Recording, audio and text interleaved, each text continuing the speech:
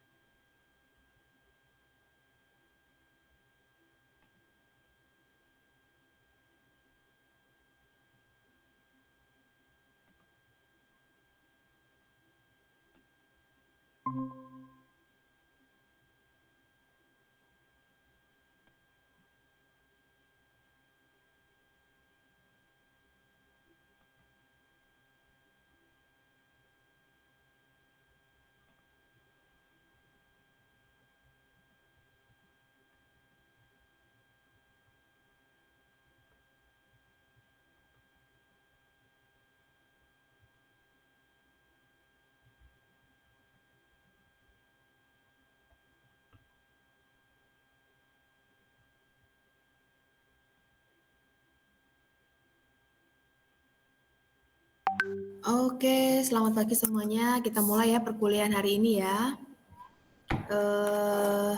Saya sih belum cek, kalian sudah sampai yang ngerjain ini baru saya cek ya.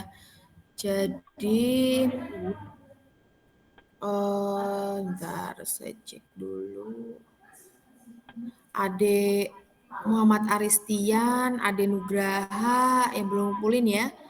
Alfila, kemudian Dava belum ngerjain, Eka, Rivaldo, Emelda,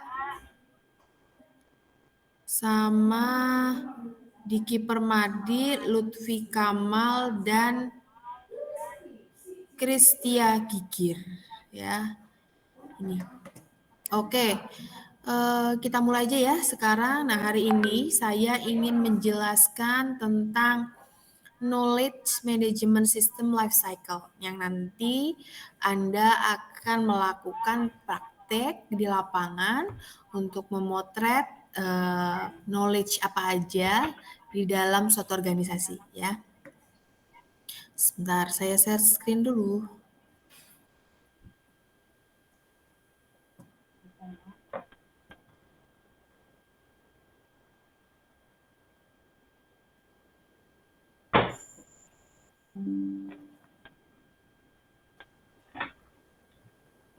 Apakah sudah terlihat? Sudah, Bu. Ya? Oke. Jadi hari ini kita akan bahas tentang Knowledge Management System Life Cycle ya. Nah, tantangan dalam bangun sebuah knowledge itu adalah kultur. Kemudian ada knowledge evaluation-nya, knowledge processing-nya, dan knowledge implementasinya. Nah, kenapa kultur menjadi sebuah tantangan? Karena apapun yang kita implementasikan, baik itu bukan knowledge management atau sistem atau apapun, itu dipengaruhi oleh kultur. Ketika kulturnya sebuah organisasi itu mau belajar dan mau mengembangkan diri serta mau berubah, dia akan sangat mendukung proses apapun yang diimplementasikan. Jadi di sini tantangannya itu adalah di kultur. Kemudian yang kedua adalah knowledge evaluation. Nah, kenapa evaluasi knowledge ini penting atau menjadi sesuatu tantangan? Semakin lengkap kita mengevaluasi aneka bentuk knowledge yang ada suatu organisasi ya, di suatu organisasi, maka akan semakin bagus knowledge management system yang akan kita terapkan. Tapi kalau Anda hanya mengassessment dan akhirnya kan hanya menemukan beberapa knowledge saja, tidak semuanya, maka ya kualitas dari knowledge manajemennya pasti akan kurang maksimal seperti itu. Jadi knowledge evaluation kenapa menjadi suatu tantangan? Karena semakin banyak evaluasinya yang didapat ya, ketika evaluasi semakin didapat banyak, maka akan semakin lengkap dari sisi knowledge management yang akan kita implementasikan. Kemudian knowledge processing. Nah, knowledge processing terkait bisnis proses yang ada pada suatu organisasi tersebut. Bagaimana dia mengolah data informasi menjadi suatu knowledge atau wisdom yang dapat dijadikan bahan untuk pertimbangan untuk pengambilan keputusan. Jadi, dalam knowledge processing ini Anda perlu memahami bagaimana data informasi ini bergerak menuju pada ujung yaitu decision making seperti itu. Jadi knowledge processing ini menjadi suatu tantangan ketika kita tidak tahu bagaimana sebuah data informasi diproses, maka kita tidak akan tahu bagaimana menempatkan knowledge tersebut atau bagaimana membuat knowledge tersebut dapat dimanfaatkan seperti itu. Kemudian tentunya yang paling penting lagi itu adalah knowledge implementation. Nah, knowledge implementation ini sangat penting tantangannya karena berjalannya sebuah knowledge management system itu dapat dilihat dari implementasinya. Maka implementasi menjadi suatu tantangan. Jadi dalam membangun sebuah knowledge management system yang perlu kita lihat atau perlu kita perhatikan itu adalah satu kultur, dua knowledge evaluation, kemudian knowledge processing-nya dan knowledge implementation-nya. Nah, jika kita lihat, ini pun juga sudah pernah saya jelaskan ya di awal apa perbedaannya knowledge itu di risk management ya, belum ya. Jadi apa perbedaan antara conventional system life cycle dengan knowledge management system life cycle? Sama-sama, Anda pernah belajar di software engineering itu kan ada SDLC ya. Nah, kalau di knowledge management itu ada KMSLC, yaitu Knowledge Management System Lifecycle. Nah, di mana di sini ada beberapa perbedaan yang perlu dipahami, sehingga kalau Anda berfokus pada Knowledge Management System Lifecycle, itu ada beberapa mengadopsi dari SDLC, hanya saja di Knowledge Management System Lifecycle ini lebih lengkap seperti itu. Nah, misalkan di sini ya, kalau di sistem SDLC itu ada Recognition of Need and Feasibility Study. Jadi di sini ada pengakuan ya, atau kita menetapkan sebuah kebutuhannya tuh apa dari user itu, dan juga ada studi kelayakan. Jadi di dalam SDLC itu ada studi kelayakan. Ingat waktu belajar analisis perancangan sistem ya, kan ada ya, saya ngajarin bagaimana membuat sebuah studi kelayakan ya. Nah, di sini juga sama. Kalau di life cycle juga ada recognition of need and feasibility study. Recognition of need itu adalah kita menetapkan atau mengakui kebutuhan-kebutuhan dari usernya. Kemudian feasibility study itu adalah studi kelayakan seperti itu. Nah, sedangkan dalam knowledge management system life cycle itu beda. Evaluate existing infrastruktur. Jadi dia pertama itu mengevaluasi infrastruktur terlebih dahulu. Itu di knowledge management life cycle. Bukan ujuk-ujuk datang nanya bagaimana proses bisnis, tidak, tapi dia memotret bagaimana infrastruktur yang ada dalam suatu organisasi tersebut. Jadi evaluate existing infrastruktur. Nah, kemudian di sini setelah kalau di conventional system life cycle itu setelah feasibility study dan recognition of need itu adalah software requirement specification. Jadi di sini baru menetapkan persyaratan-persyaratan atau spesifikasi dari sistem. Berbeda dengan knowledge management life cycle. Setelah mengevaluasi infrastruktur yang ada, maka dia akan membuat tim knowledge management. Yang dimana di sini dia berlanjut pada knowledge capture. Jadi setelah membentuk sebuah tim, dia memotret knowledge yang ada dalam organisasi tersebut. Jadi misalkan evaluate existing infrastruktur, dia ngecek infrastrukturnya seperti apa, sudah ada IT-nya atau belum, apakah bisa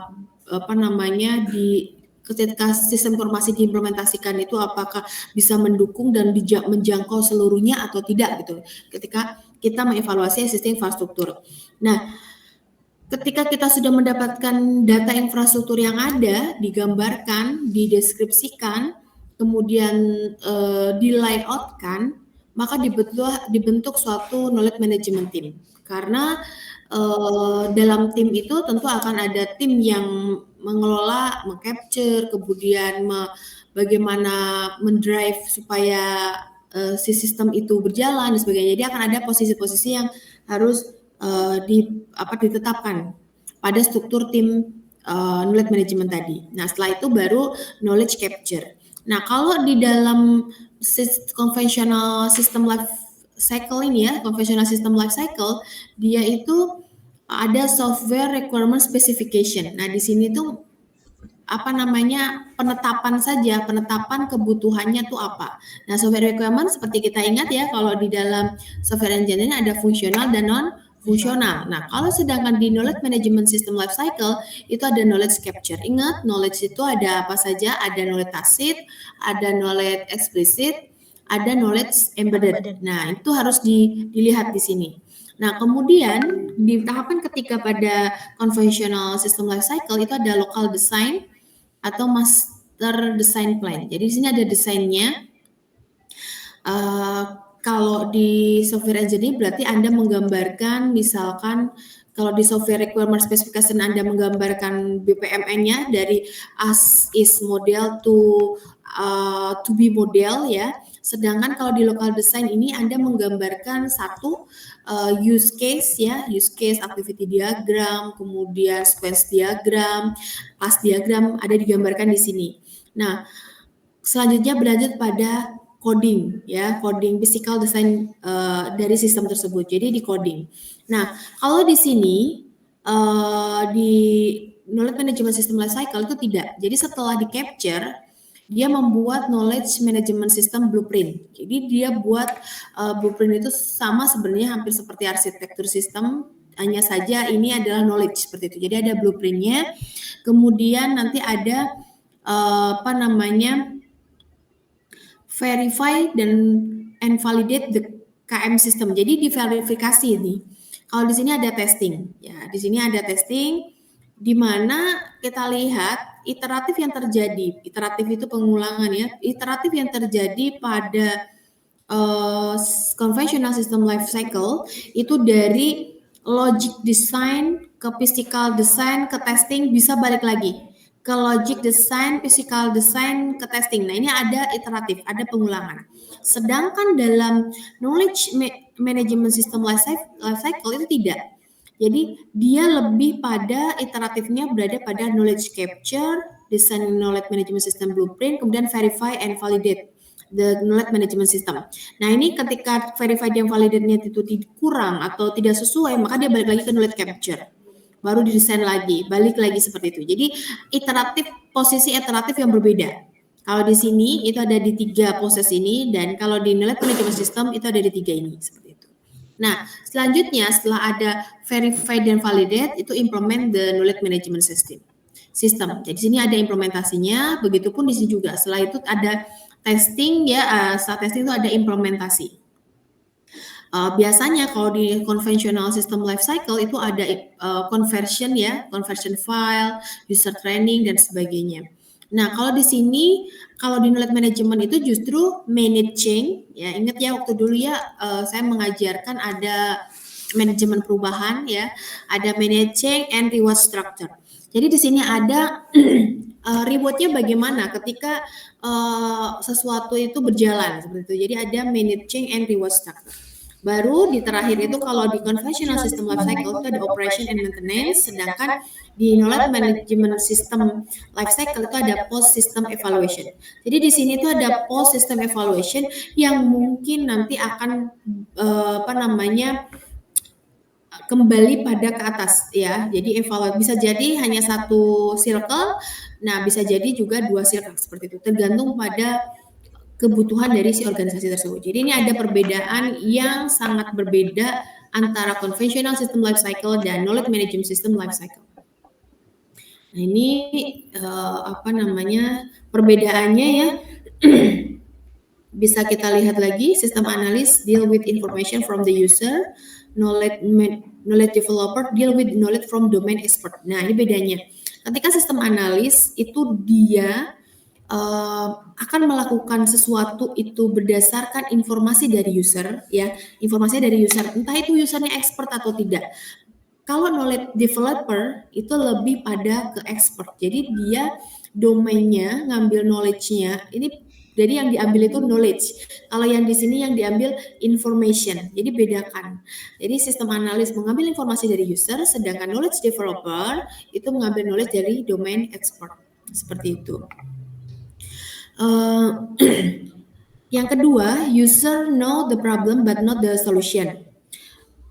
Sedangkan domain expert know about the problem and the solution. Nah, di sini perbedaannya. Kalau user itu hanya tahu masalah saja, tapi dia tidak mempertimbangkan solusi dan sebagainya. Sedangkan domain expert, namanya juga expert ya, jadi dia akan mengetahui dua-duanya, problemnya apa, dan mungkin dia ada inisiasi solusi-solusi. Nah, itu perbedaannya.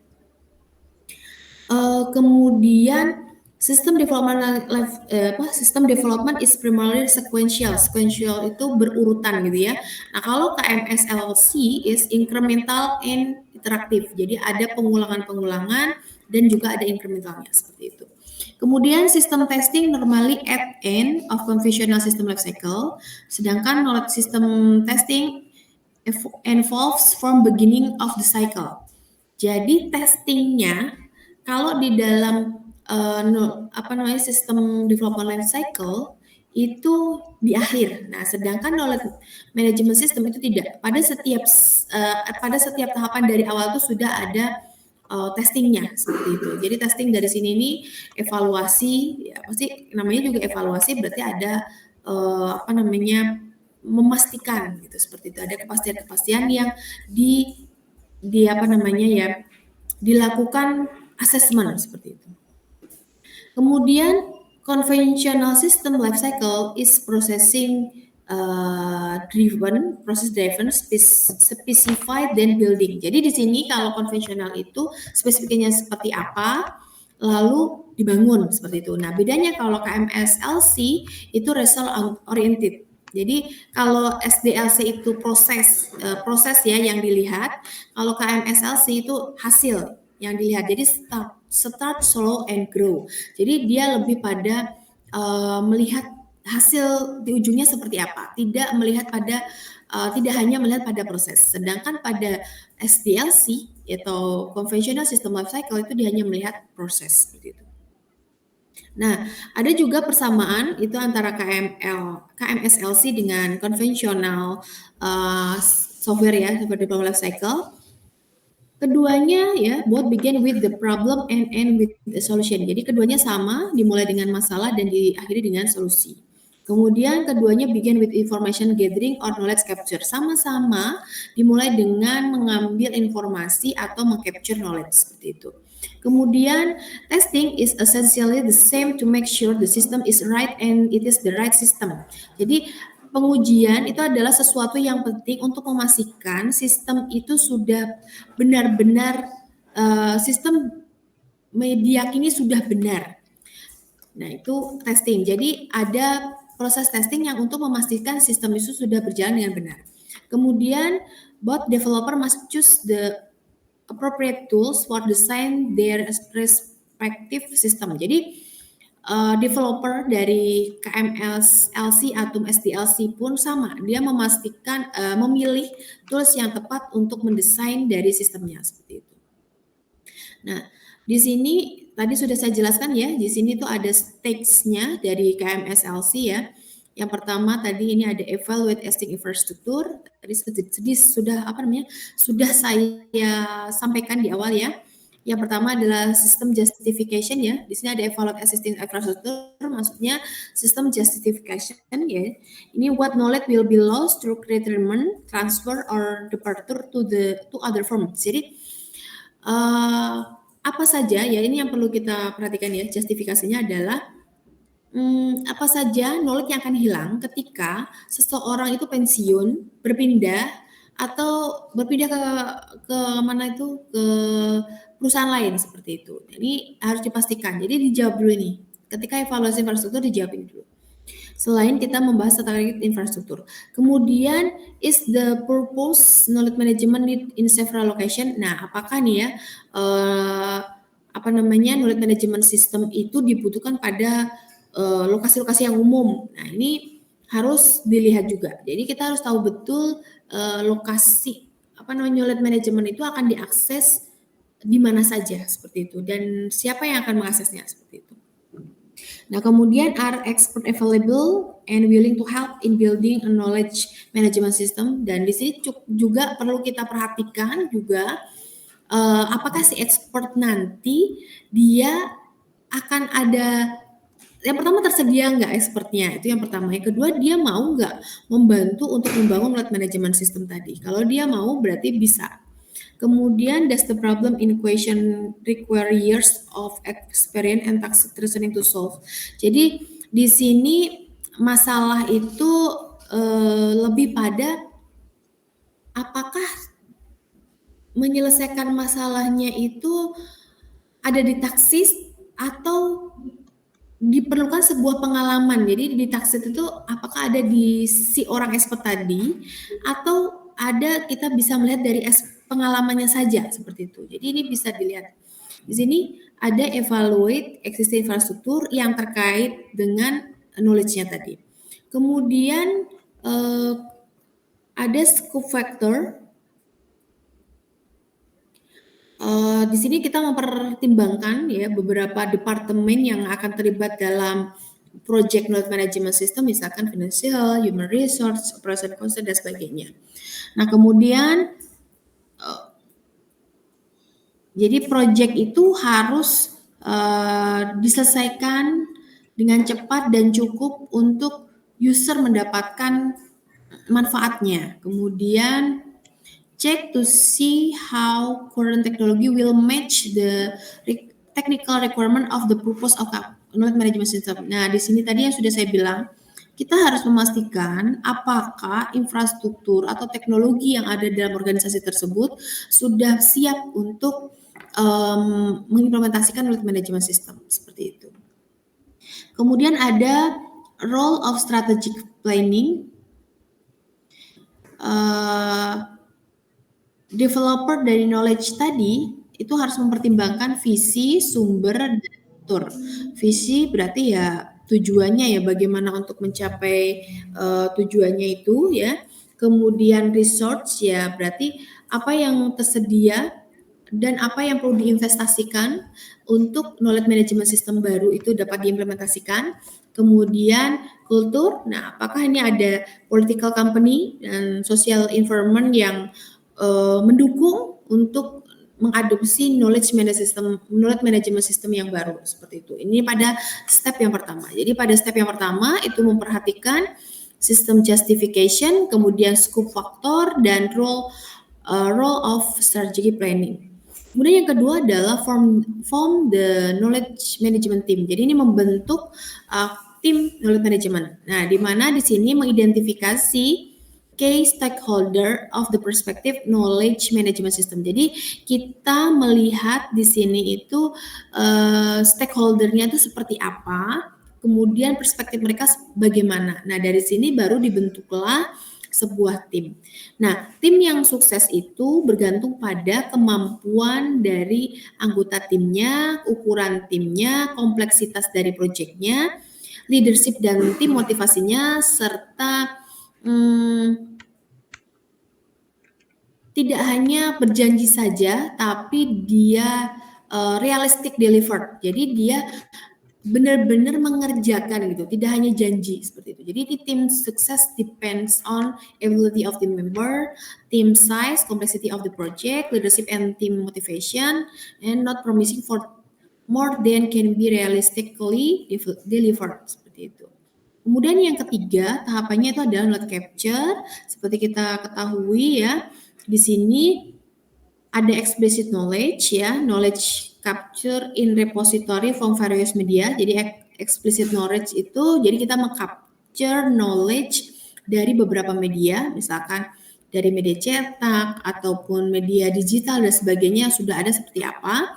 Kemudian tacit knowledge capture from company expert using various tool and methodology. Nah, ini nanti ada bagaimana caranya, alatnya apa untuk meng-capture knowledge dari si expert tadi. Nah, apakah si expert itu ketika dia melakukan pekerjaannya dia di video dan sebagainya. Seperti kita ketahui ya, kalau melihat film-film Korea ya terkait yang film-film tentang dokter gitu kan, kebanyakan mereka kalau si expert itu lagi operasi gitu ya atau surgery, nah dia itu selalu memvideokan kegiatan itu. Nah, nanti dari situ dipelajari tuh bagaimana si expert itu melakukan operasi seperti itu. Nah, ini bentuk-bentuk media tools atau metodologi yang digunakan untuk meng-capture dari si knowledge tadi. Kemudian ada knowledge developer capture from expert in order to build knowledge base. Nah, ini ada juga bagaimana kita meng-capture-nya dari knowledge base. Contohnya misalkan kalau di perguruan tinggi itu ada yang namanya e-journal ya, yang dimana di situ tuh bentuk knowledge base yang bisa kita reuse kembali, yang itu merupakan hasil pengalaman-pengalaman dari expert seperti itu. Kemudian ada selecting an expert. Nah, selecting an expert itu perlu dijawab ya beberapa pertanyaan di mana how does one know the expert is in fact an expert. Jadi kita bagaimana nih kita tahu ini orang expert atau tidak dalam suatu organisasi tersebut. Nah, biasanya itu tercermin di dalam satu struktur organisasi. Nah, ketika dalam struktur organisasi dia menjadi orang yang memanage dan mengontrol, maka dia pasti punya knowledge yang boleh dianggap expert seperti itu. Walaupun secara performance itu memang harus dibuktikan, tapi paling tidak dengan melihat posisinya, maka kita tahu bahwa dia expert seperti itu. How would one know the expert will stay with the project? Nah ini yang perlu kita pertimbangkan ya, bagaimana membuat si expert itu tetap dalam proyek kita. Nah itu biasanya kita buat kontrak. Nah di dalamnya itu dia menyetujui dan sebagainya sehingga mendukung proses tersebut gitu. What backup should be available in case the project loses the expert? Nah jika terjadi kehilangan expert pada apa namanya ketika proyek itu berjalan, nah itu harus kita pertimbangkan. Makanya inisiasi sebenarnya untuk membangun sebuah knowledge management itu biasanya dari top management, dari atas. Nah, top management itu kan yang bisa memotret sebuah organisasi dari gambaran atas ya. Jadi backup-nya itu tentunya harus bukan hanya satu atau dua ya ketika expert dalam suatu organisasi itu, maka biasanya ada wakil atau dan sebagainya. Nah ini yang harus bisa digunakan untuk mendukung proyek itu sampai selesai.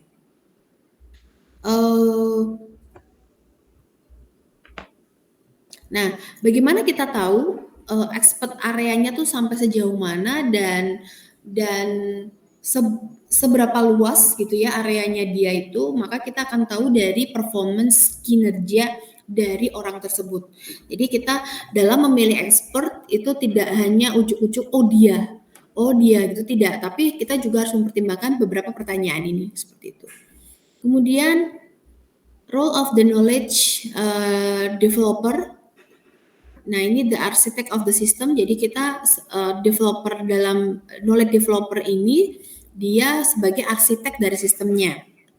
Nah job requirements dari si knowledge developer itu adalah excellent communication skill. Tentu harus dia punya communication skill yang excellent. Kemudian dia punya knowledge capture tools, kemudian ada conceptual thinking, dia harus punya conceptual thinking, kemudian personality that motivate people. Jadi dia harus punya personalitas yang dapat memotivasi seseorang seperti itu. Kemudian close contact with champion ya, kita harus memiliki tujuan lah. Kemudian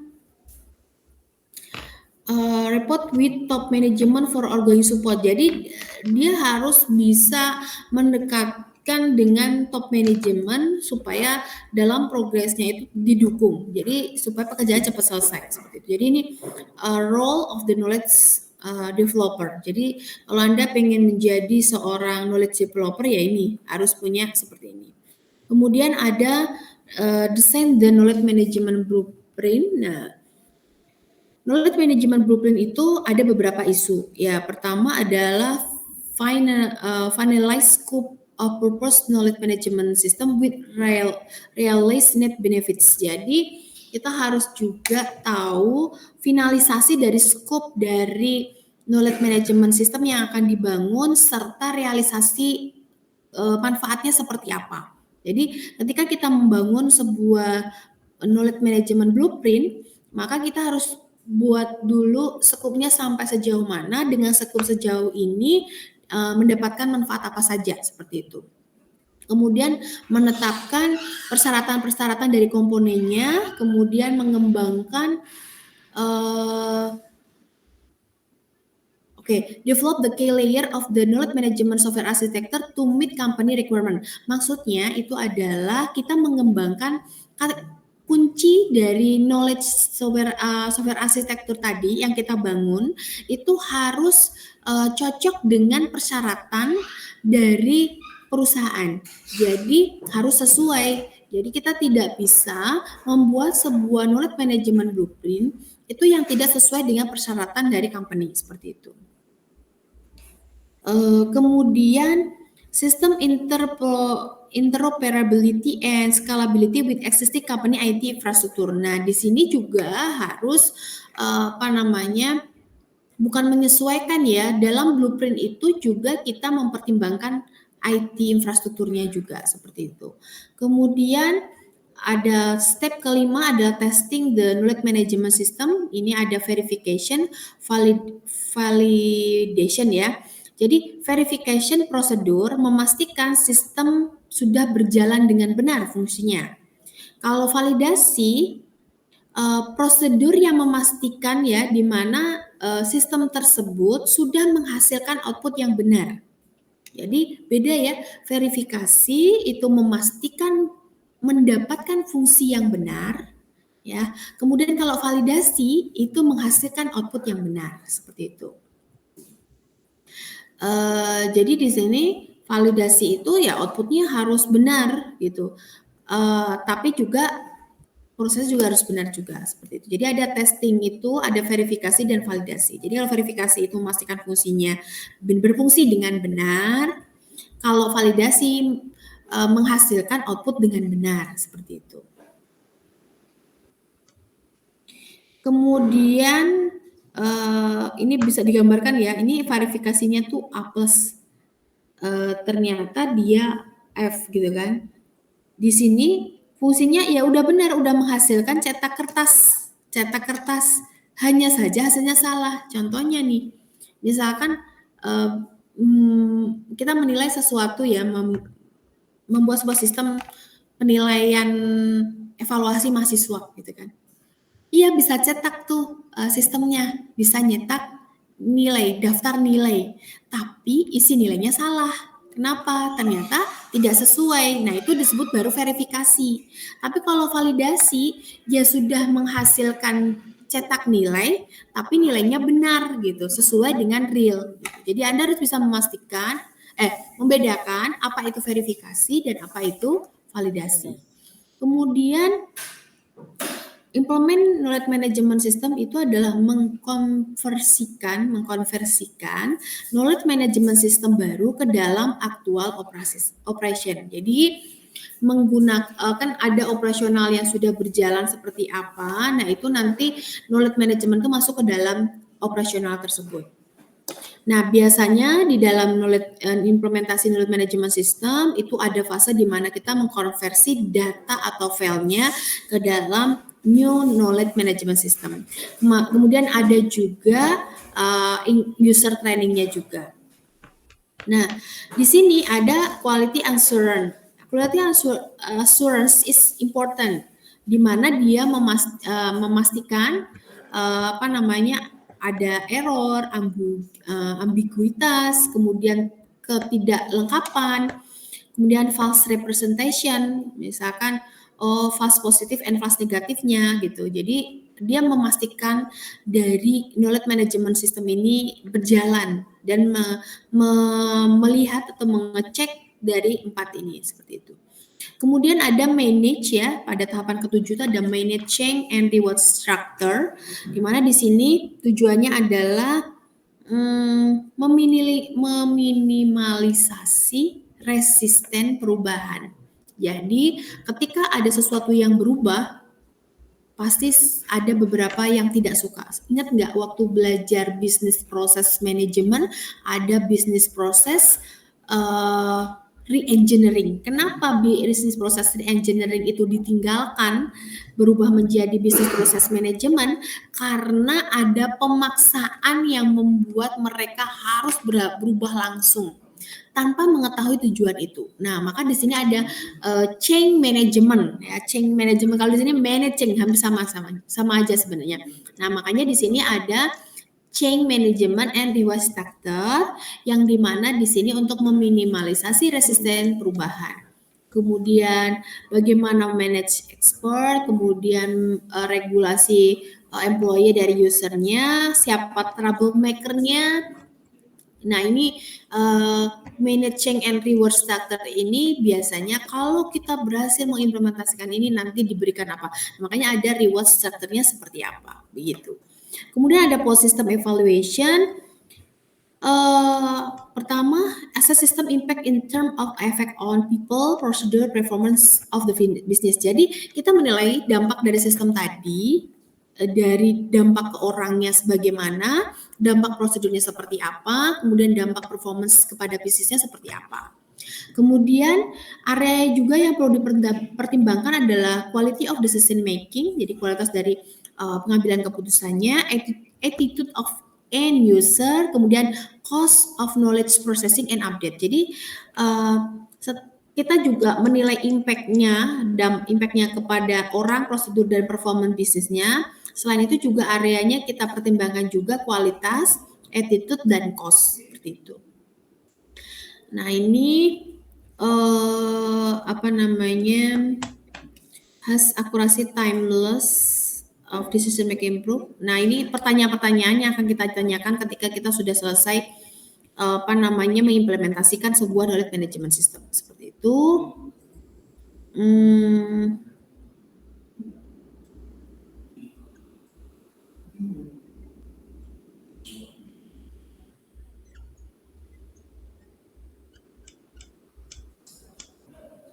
Oke. Dalam ketika kita sudah mengetahui tahapan, terus bagaimana kita menuangkan dalam sebuah buku ataupun dalam sebuah catatan kalau Anda membuat laporan. Nah ini ada contohnya. Pertama adalah tujuan, jadi kerangka yang harus Anda gunakan untuk membuat itu ya. Pertama purpose, tujuannya itu apa, misalkan knowledge management untuk mengcapture knowledge dari anggota member STIM Mikrosma misalkan. Nah, itu purpose-nya itu. Kemudian statement of scope and objectives-nya itu ada sistem function, fungsinya apa saja. Kemudian user and karakteristiknya seperti apa, operating environment-nya bagaimana, kemudian user environment-nya seperti apa, desain dan implementasinya seperti apa, asumsi and dependency-nya seperti apa. Nah, di sini ada functional requirement, user interface, hardware interface, software interface, communication protocolnya seperti apa. Nah, termasuk juga non-functional requirement. Nah, ini hanya untuk membuat laporan saja. Namun, ini bisa tidak harus seperti ini, tapi bisa menyesuaikan sesuai stake yang ada. Di sini. Nah, di sini kan ada nanti evaluasi existing infrastrukturnya seperti apa, kemudian bentuk knowledge management-nya seperti apa, kemudian ada knowledge capture-nya ada apa saja seperti yang tadi saya jelaskan, baru dibuat desain blueprint. Nah, di sini untuk bentuknya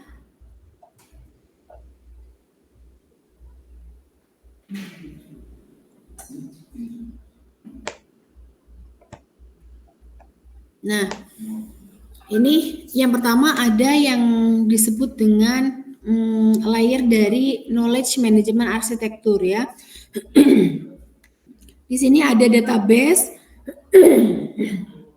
kemudian legacy application itu boleh dibilang aplikasi warisan ya.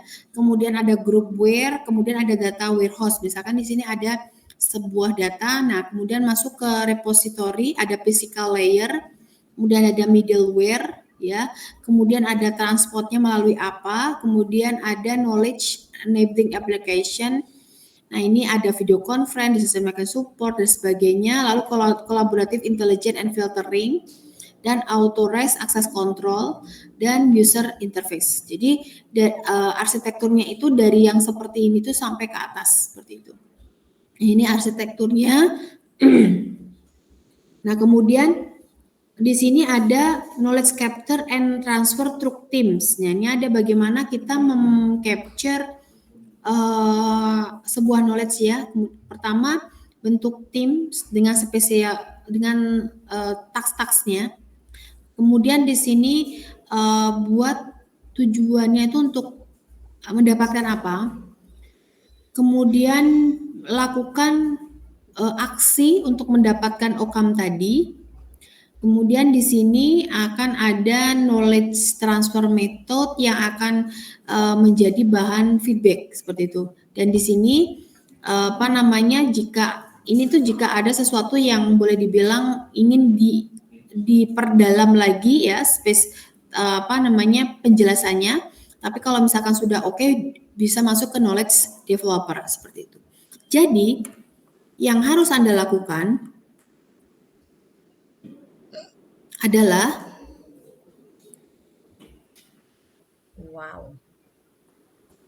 task yang pertama sesuai dengan knowledge management life cycle, Anda buat implementasi knowledge management system life cycle. Ya. Ini task yang akan Anda lakukan. Yang pertama, Anda mengevaluate existing infrastruktur. Nah, tadi ingat ya, infrastruktur yang dievaluasi itu apa? Sistem justifikasinya, scope faktornya, kemudian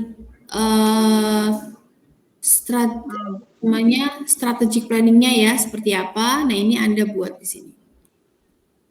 Ada sistem justifikasinya.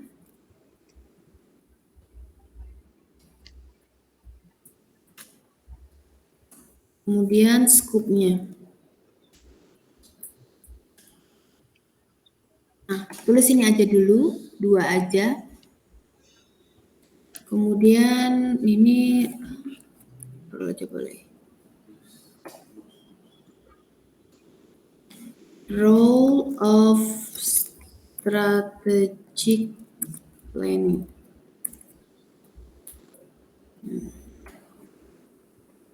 Kemudian nanti Anda bentuk tim. Form the AM team. Kemudian lakukan knowledge capture. Nah, ini yang harus Anda lakukan, di mana knowledge capture itu Anda melakukan selecting expert.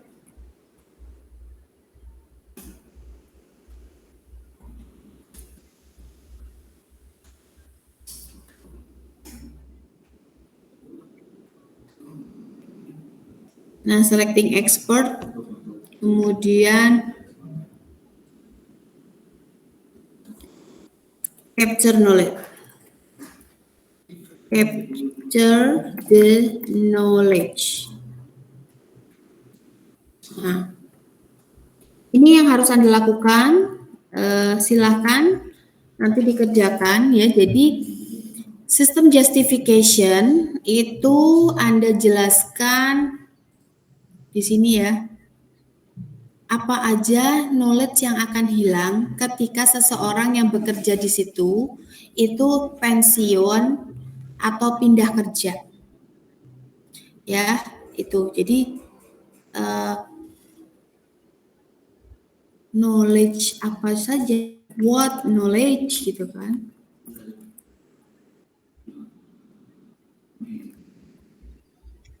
Mantap. Kemudian di mana itu? Where's the knowledge ya?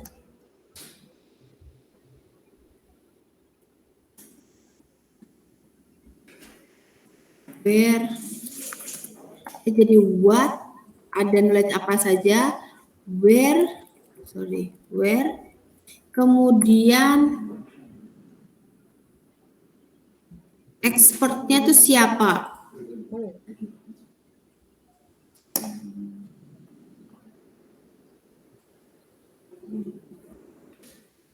Expertnya siapa saja, kemudian problemnya apa?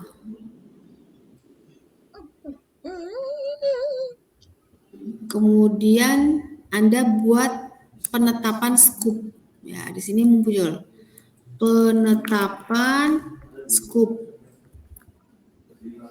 Benar sekali, guys. Nah, di sini dijelaskan yang role strategic planning-nya itu Anda menjelaskan visinya apa,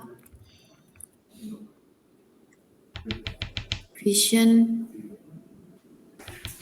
kemudian research yang dibutuhkan,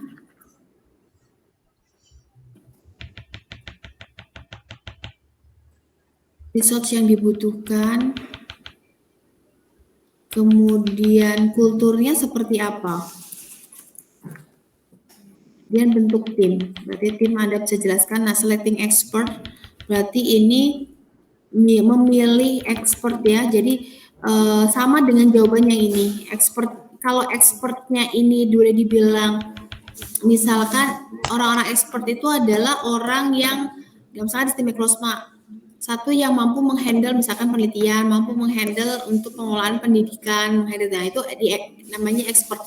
Nah di sini selecting expert berarti Anda langsung sebutkan siapa expertnya, misalkan bagian BAAK misalkan, bagian LPPM misalkan seperti itu. Jadi di sini nanti sudah bentuknya orang,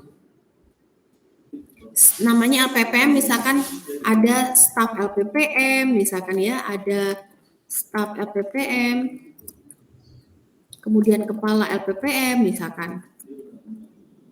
Seperti itu. Nah, baru di capture knowledge-nya. Sudah didatakan misalkan di capture knowledge-nya itu misalkan apa itu namanya? Enggak mau sih.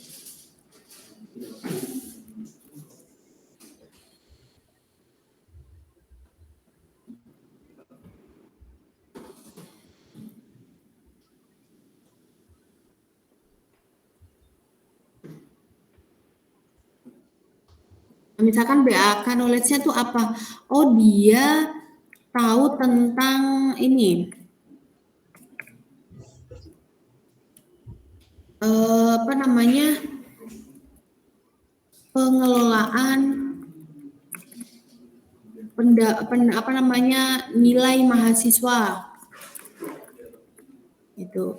Pengelolaan apa dan sebagainya. Nah, ini Anda harus mendefinisikan seperti itu. Jadi ini yang harus Anda kerjakan. Nah, ini dikerjakan tim ya, karena ada bentuk tim. Jadi timnya 2 orang saja.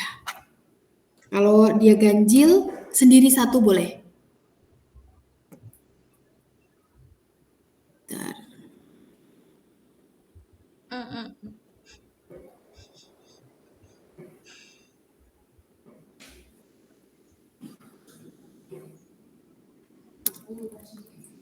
Nah, ini nanti akan berlanjut pada ke knowledge knowledge masuk pada KM blueprint, testing dan sebagainya. Jadi Anda tugasnya adalah mengevaluasi 3 ini dulu, waktunya 2 minggu. 2 minggu. Jadi Anda akan melakukan penetapan Anda mau meng-capture knowledge di instansi mana. Berdua ya, bukan bertiga atau berempat, tapi berdua saja. Bentuk timnya berdua. Jadi nanti kan kalian sudah tahu nih tahapan-tahapan knowledge management system life cycle ya. Jadi nanti saya minta untuk melakukan implementasi KMSLC. Seperti itu. Ada pertanyaan dari tugas implementasinya? Silakan. Berdua ya, satu kelompok berdua. Ibu mau nanya yang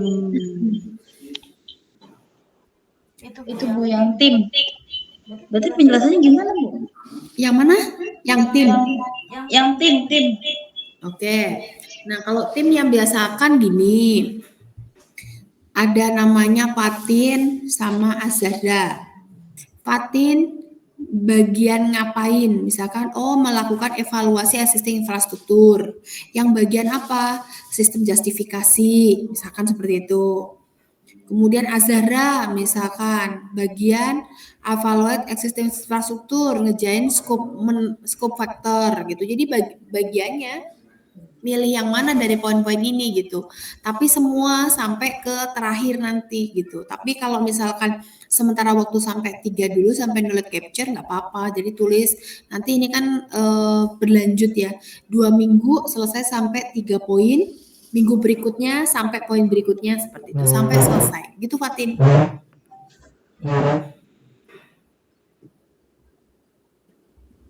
Gimana? Misalkan instansi boleh SMA atau SMP gitu nggak? Boleh. Apa boleh Rosma juga? Rosma kalau bisa Timik sih maksudnya. boleh. STIMIK boleh, SMK Rosma boleh, Yayasan Pendidikan Rosma boleh.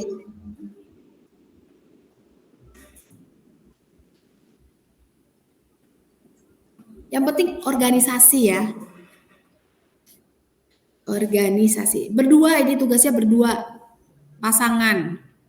Jangan berantem. Berdua. Begitu ya. Silahkan. Apalagi pertanyaannya?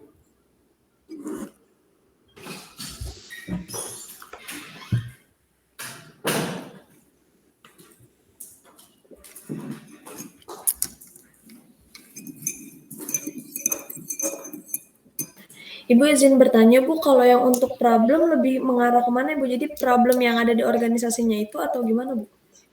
Ya problem misalkan saya sulit mencari data. Terus saya sulit belajar dari A. Terus misalkan contohnya nih, ada kalau di STIMIK Rosma misalkan nih ya, ada kepala BAK, ya kan ada kepala BAK. Kepala BAK nggak masuk, adanya stafnya. Karena sakit kepala BAK-nya nggak bisa buka laptop dan nggak bisa ngapa-ngapain misalkan. Nah adanya stafnya doang. Nah itu menjadi suatu masalah. Kenapa? Yang tahu hanya si kepala BAK. Begitu. Jadi masalah di sini disebutkan adalah masalah terkait knowledge, data dan informasi ya, bukan masalah yang lain-lain. Misal produksi saya menurun, bukan, nggak bisa. Jadi masalah tentang data dan informasi ketepatan, misalkan contohnya tadi misalkan, saya nggak ada, Bu Yeni mau mengajukan tanda tangan keuangan, karena saya nggak ada jadinya kelewat kita gitu kan, karena apa? Yang seharusnya di-approve oleh saya, tapi saya nggak bisa approve karena saya tidak ada di tempat. Nah itu menjadi suatu masalah seperti itu. Jadi masalahnya terkait itu. Begitu Azara. Terus kalau gitu kayak kita cuma deskripsi masalahnya aja atau pakai dikasih solusi kayak gitu Bu? Kalau ini penetapan mana sih yang problem ya, hanya problem aja. Oh iya, baik Bu. Nanti pas bikin blueprint baru dari beberapa masalah yang ada dibuat ininya apa itu namanya solusinya kira-kira apa gitu. Dan contohnya kayak BAK gitu ya, informasi-informasi yang tahu hanya BAK, maka perlu ada repository user password seluruh akun yang dimiliki BAK, misalkan seperti itu. Terus sudah tahu user passwordnya, tapi nggak bisa make, berarti harus ada tutorial penggunaan aplikasi A, misalkan seperti itu. Jadi ini tuh bentuknya knowledge ya, bukan barang, bukan proses bisnis yang misalkan ya proses bisnis bisa sih bentuknya digitalisasi. Intinya bentuknya sebuah tutorial digitalisasi dan sebuah skill. Itu disebut knowledge. Ya, Azara ya. Baik Bu, terima kasih Bu. Iya, ada yang lain yang ingin bertanya terkait tugasnya? Jadi nanti minta tolong di grup saya dengan siapa, seperti itu ya. Jadi silakan bentuk berpasangannya, kemudian dituliskan di grup itu Anda mau kemana, ya. Ditetapkan kalau hari ini berarti sampai jam 12 siang Anda menetapkan untuk kelompok serta tujuannya, tidak boleh berubah. Sudah fokus pada satu ya udah di situ saja. Seperti itu. Terus misalkan Anda di STIMIK Rosma, jadi nggak harus peta semuanya ya, misalnya contohnya begini nih, STIMIK Rosma itu kan banyak departemen atau divisi ya. Yang pertama ada LPPM, ada SPMI, ada marketing, ada BAK, ada keuangan. Nah, Anda bisa milih salah satu, nggak harus semuanya. Jadi departemennya aja boleh. Jadi nanti ada judulnya adalah pengelolaan knowledge departemen LPPM STIMIK Rosma. Misalkan seperti itu. Perancangan pengelolaan knowledge gitu. Karena kadang organisasi itu nggak sadar dia punya knowledge apa gitu.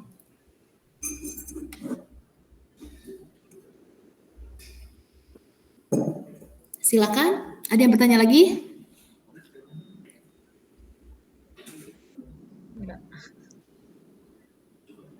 Nggak ada? Oke, kalau nggak ada mungkin saya sampai sini ya hari ini. Tolong dikerjakan. Ini nanti saya kirim di grup WhatsApp. Ini nanti tidak akan saya masukkan ke dalam e-learning. Saya masukkan aja deh. Saya masukkan ke e-learning. Hanya saja nanti kalian tugasnya saya bisa random ya. Random nih nggak setiap minggu tuh saya suruh presentasi semua nggak. Tapi bisa jadi saya ujuk-ujuk minggu depan Azhara presentasi gitu. Timnya Azhara. Jadi kalian harus prepare. Walaupun itu tugasnya 2 minggu, minggu depan harus ada progres. Misalkan, oke Bu, progres minggu sampai minggu ini saya sampai form knowledge management team seperti itu. Begitu ya. Oke, ini saya kirim di grup dulu supaya Anda bisa mengerjakan. Mana ya GNP?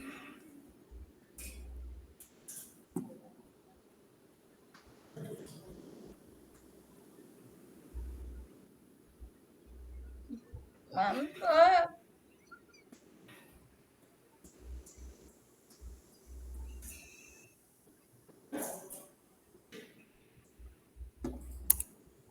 Nah, itu ya udah diterima ya. Nah, silakan di-download terus dikerjakan. Nanti bentuk daftarnya di grup saya dengan siapa untuk di tahapan ini. Jadi kita tidak hanya full untuk teori saja, tapi kita ada juga prakteknya yang dimana Anda melakukan identifikasi supaya nanti terbiasa apa yang Anda tangkap, Anda catat, kemudian Anda analisis seperti itu. Oke? Kalau tidak ada pertanyaan, saya absen. Mantap.